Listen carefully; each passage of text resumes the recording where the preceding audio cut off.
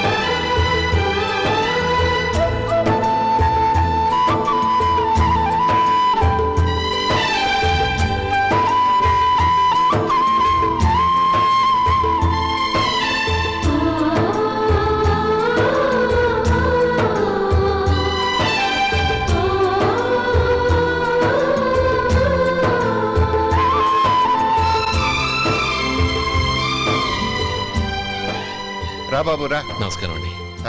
వచ్చే వారి నుంచి 100 పచ్చడి బాటిళ్లు, 100 మసాలా ప్యాకెట్లు ఎక్కువేయండి. అలాగేనండి. మార్కెట్లో మీ ప్రోడక్ట్స్ కి మంచి పేరు వచ్చింది. చాలా సంతోషం అండి. వస్తానండి. Best of luck.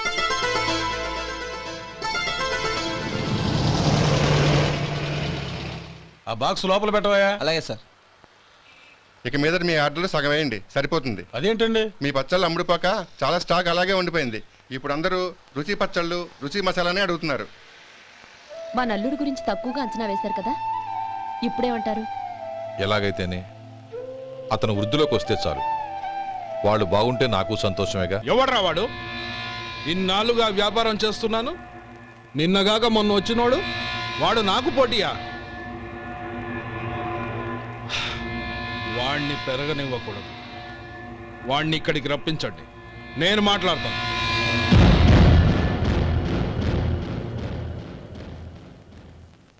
నమస్కారం అండి. రమ్మన్నారంట? నీ పచ్చళ్ళ కంపెనీ మూసేయాలి.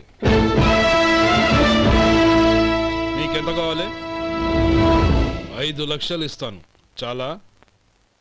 5 లక్షలు కాదు, 50 లక్షలు ఇచ్చినా నా కంపెనీ మూయడం జరగదు. బాగా ఆలోచించుకొని చెప్పు. ఈ వ్యాపారంలో పుట్టి పెరిగినోడ్ని, నాతో పోటీ పడకు. నా చేతి కింద 6000 మంది పనిచేస్తున్నారు. ఆంధ్ర మొత్తం నాకు బ్రాంచులు ఉన్నాయి.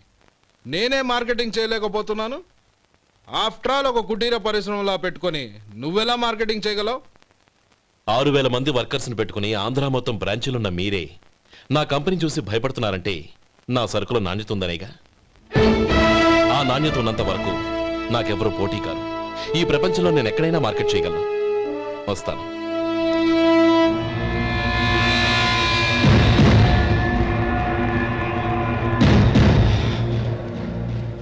ఇక్కడ ఏం లేదండి. ఇక్కడ ఏం లేదండి. ఇప్పుడు ఊపిరి పీల్చి బిగ్బట్టు, నెమ్మదిగా వదిలే. ఓకే, లే, నెమ్మదిగా ఇలా వచ్చి కూర్చో. ఏం లేదు, మామూలు కడుపు నొప్పే. ఈ టాబ్లెట్స్ 3 రోజులు వాడు. ఎలా వాడాలో ఇందులో రాశాను. Token number 29. ఏమన్నారయ్యా? టౌన్ డాక్టర్ భయపెట్టేశాడు ఆపరేషన్ అది ఇదని. కానీ ఈ డాక్టర్ బాబు ఏమీ లేదని చెప్పాడు. అలాగా? ఈ బాబు 10 కాలాల పాటు చల్లగా ఉండాల.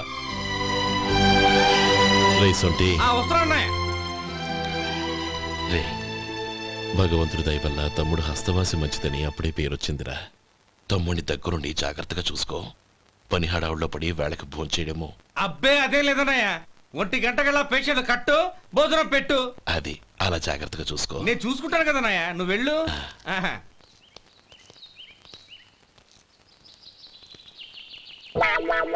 అయ్యో, ఏంటయ్యా ఉంటున్నాడా ఈ దెబ్బలు? ఏదైనా యాక్సిడెంటా? అదేం కాదండి, మరి గోరు కొరికినందుకు ఎలక్ట్రిక్ స్తంభానికి కట్టేసి ఇలా రక్తం వచ్చేలా కొట్టారండి. ఊరు కొరికినందుకు ఎలక్ట్రిక్ స్తంభానికి కట్టేసి ఇంతలా కొడతారా? వాళ్ళు అసలు మనుషులా రాక్షసులా? చాలా థ్యాంక్స్ అండి, కనీసం మీరైనా అర్థం చేసుకున్నారు. వాళ్ళు అర్థం చేసుకోలేదండి.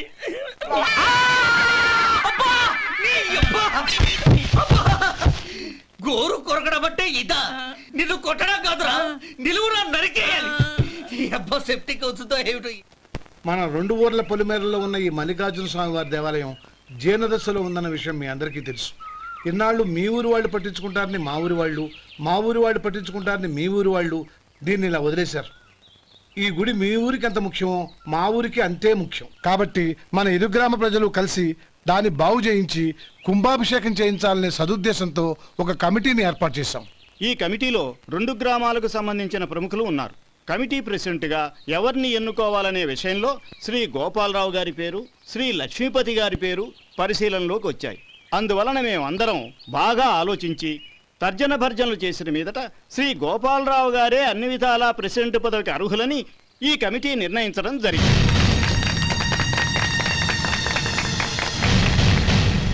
అంచేత ఈ ఉభయ గ్రామ ప్రజలు శ్రీ గోపాలరావు గారికి ఉదారంగా విరాళాలు అందజేసి ఈ శుభకార్యాన్ని జయప్రదం చేయవలసిందిగా కోరుతున్నాం.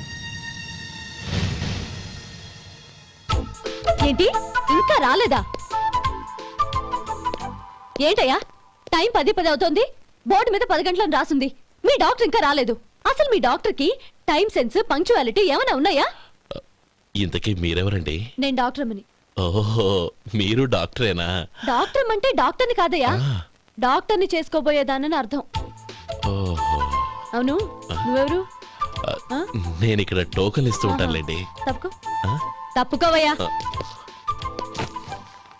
అవును, మీ డాక్టర్ కి ఎవరో అన్నయ్య ఉన్నాడంట కదా, ఎలాంటోడు? ఎలాంటోడంటే అదేనయ్యా, చాలా కోపిస్తని విన్నాను. ఎందుకని అడుగుతున్నారు? ఎందుకంటావేంటయ్యా? ఆ అన్నయ్య మాట వినగానే మీ డాక్టర్ గడగడా వణికిపోతాడు. అసలు డాక్టర్ చదివే తమ్ముణ్ణి అలా భయపెట్టచ్చా? తప్పు కదా? తప్పేనండి. కాని కాని నాకు మీ డాక్టర్కి పెళ్ళవని ఆ అన్నయ్య సంగతి అప్పుడు చెప్తాను. ఏం చేస్తారండి? ఏం చేస్తానా, సంవత్సరం తిరగకుండానే కవల పిల్లల్ని కని వాళ్ళ అన్నయ్య చేతిలో పెడతాను. వాళ్ళకి 5 సంవత్సరాలు వచ్చేసరికి ఆయన్ని బాగా మొట్టికెళ్ళేస్తారు. అలా నా కసి తీర్చుకుంటాను. ఈ డాక్టర్ ఎప్పుడు వస్తాడో ఏంటో. అది సర్లే కాని నువ్వు పని చేయి. మీ డాక్టర్ రాగానే నేను వచ్చి వెళ్ళానని చెప్పు. నేను అంటే ఓ, నా పేరు చెప్పలేదు కదా, నందిని. ఏం చెప్తావు? అదేనండి, నందిని గారు వచ్చి వెళ్ళారు అని చెప్తాను. గుడ్, పైకొస్తావు.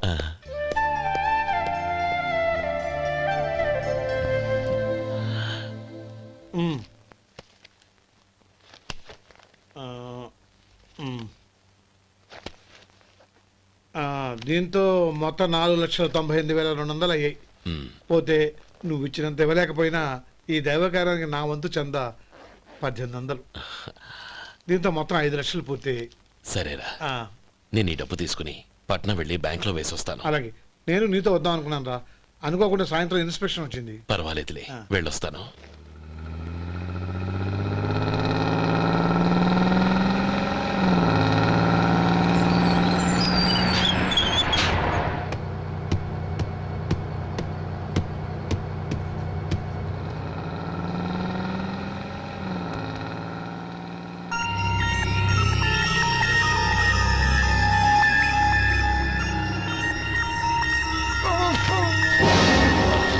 అయ్యో, మూర్ఛ మూర్ఛ, బసాపండి బసాపండి. ఇదిగోండి తాళం చేతులు గుర్తి ఈ తాళాలు అతని చేతిలో పెట్టండి. వీటి వల్ల ప్రయోజనం లేదు. నాలుగు ఖర్చుకోకుండా పళ్ళ మధ్య పెట్టడానికి గట్టిగా అది ఉంటే ఇవ్వండి. ఇదిగో ఇది చూడండి.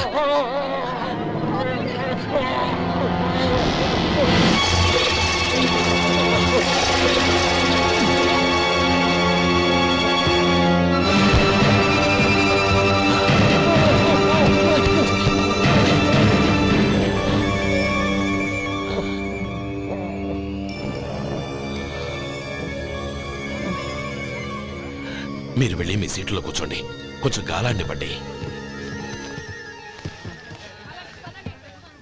ఇప్పుడు ఎలా ఉంది బాబు?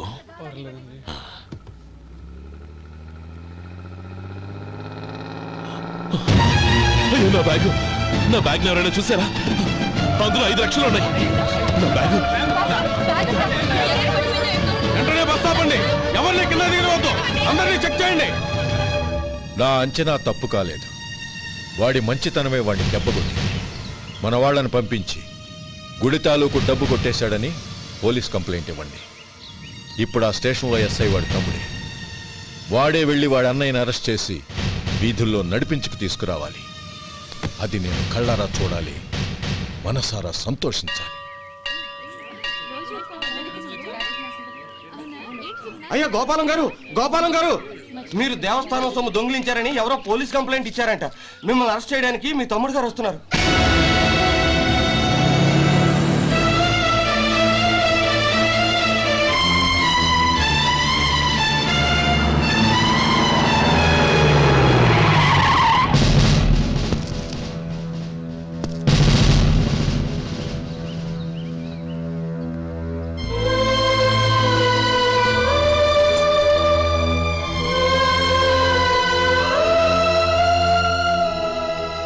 చూడు గోపి, ఎప్పుడు నువ్వు ఉద్యోగంలో చేరావో అప్పుడే తనా పరానే తేడా మర్చిపోవాలి.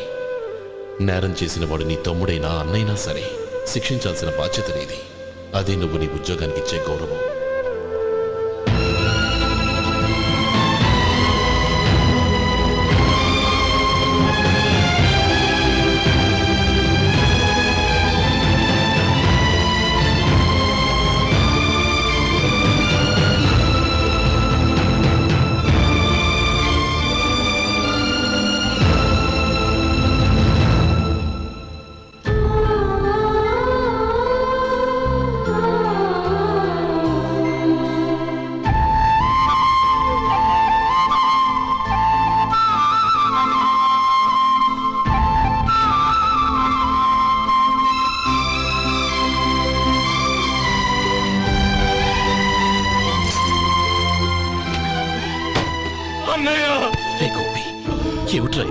నన్ను క్షమించన్నయ్య. నేను కోరి ఉద్యోగుల చర్యలు మాట్లాడించమే, కానీ ఇలాంటి పరిస్థితి ఎదురవుతుంది అనుకోలేదు. నా ఒంట్లో ప్రతి రక్త పట్టు నీ భిక్షానన్నయ్య. నిన్ను అవమానపరిచి ఉద్యోగం నిలబెట్టుకునే బదులు నా ప్రాణాలను వదులుకుంటారు, కానీ ఈ పని మాత్రం చేయలేనన్నయ్య.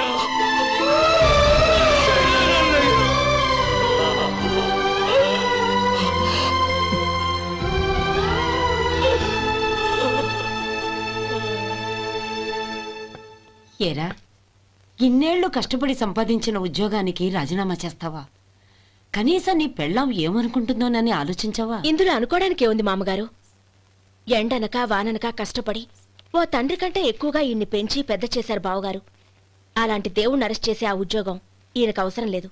బాగుంది. అన్నకు తగ్గ తమ్ముడు, తమ్ముడికి తగ్గ పెళ్ళాం. సరే, మీ ఇష్టం.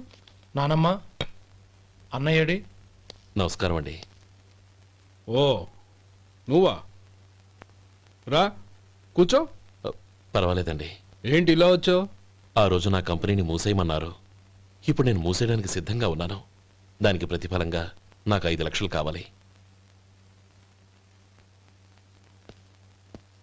అలాగే, నీకు కావాల్సిన 5 లక్షలు నేను ఇస్తాను. చాలా థ్యాంక్స్ అండి. కానీ మీరు మీ కంపెనీని మూసేయక్కర్లేదు. సార్? అవును మిస్టర్ మధు, మీ అన్నగారికి జరిగిన అన్యాయం గురించి తెలుసుకున్నాను. మీ కుటుంబం గురించి కూడా విన్నాను. సహజంగా అందరూ ఐకమత్యానికి ఉదాహరణ రామలక్ష్మణులు అంటారు. కానీ ఆ రామలక్ష్మణులు ఎలా ఉంటారనేది పుస్తకాల్లో చదవడం తప్ప ఎవ్వరూ చూడలేదు. మీ అన్నదమ్ములను చూస్తే ఆ రామలక్ష్మణులు ఇలాగే ఉండేవారేమో అనిపిస్తుంది. అలాంటి కుటుంబానికి ఇలాంటి ఇబ్బంది రావడం నిజంగా దురదృష్టం. రామునికి హనుమంతుల్లా కాకపోయినా ఏదో ఉడతా భక్తిగా నా వల్ల వీలైన సహాయం ఈ 5 లక్షలు తీసుకో. మీ కంపెనీ పేరు మీదే అన్ని సరుకులు తయారు చేయండి. నేను వాటిని ప్రపంచమంతా మార్కెటింగ్ చేస్తాను. సార్, మీ రుణం ఉంచుకోను, తొందరలోనే తీర్చేస్తాను. స్నేహితుల మధ్య రుణాలేంటి మధు? We are friends.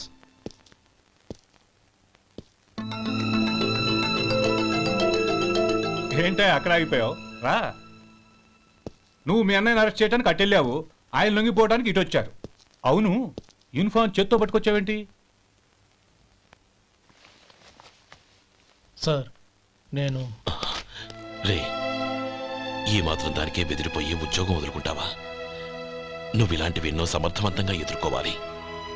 నిన్ను నేను ఎస్పీగా చూడాలి. అది కాదన్నయ్య. ఇంకేం మాట్లాడకు. ఇన్స్పెక్టర్ గారు, నన్ను లాకప్లో పెట్టండి. ఆగండి సార్, ఆ డబ్బు ఎక్కడికి పోలేదు, నేనే తీసి జాగ్రత్త చేశాను. ఈ విషయం అన్నయ్యకి తెలియక బ్యాగులో డబ్బు కనబడకపోవడంతో అది పోయిందనుకున్నాడు. నేను పట్నం నుంచి వచ్చేసరికి జరిగిన గొడవంతా తెలిసిందే. రే మధు, జరిగిన దానికి నన్ను క్షమించనయ్యా. ఇంటికి వెళ్ళాక అన్ని వివరంగా చెప్తాను. సార్, ఇదిగోండి 5 లక్షలు. ఇది కమిటీ వాళ్ళకి అప్పగించి ఈ కేసు కొట్టేయండి సార్. భలే వాడివయ్యా, తీసినప్పుడు ఒక మాట ఆయనతో చెప్పుండొచ్చుగా. అనవసరంగా పెద్ద ఆయన స్టేషన్ వరకు రప్పించావు. Sorry sir. అన్నయ్య, మీరు ఇంటికి వెళ్ళండి, నేను లెక్క అప్ప చెప్పేసి వస్తాను. వస్తానండి. అలాగే. ఎలా దెబ్బ కొట్టాలన్నా కుదరటం లేదు. అయినా వీళ్ళకు ఉన్న పళ్ళంగా 5 లక్షలు ఎలా వచ్చాయి? అదే బావా, నాకు అర్థం కావటం లేదు. నీకు అర్థమైతే ఆశ్చర్యపడాలి కానీ అర్థం కాకపోతే ఆశ్చర్యమేముంది? Useless. And for more videos, please subscribe to iDream. Please subscribe to iDream. Please subscribe iDream. And please subscribe to iDream. For more videos, subscribe to iDream. please like, share and subscribe to the channel. Congratulations, iDream. Subscribe to iDream. Subscribe to iDream. So subscribe to iDream Media. iDream ki iDream team andarki huge congratulations. Please subscribe iDream Media. Please subscribe to iDream. Subscribe iDream. Please subscribe to iDream. iDream అంటే నా కళల channel subscribe చేసుకున్న నోరు తిరుగుతలేదు, మీరైతే గంట గుర్తు కొట్టండి. For more such videos, please subscribe to iDream.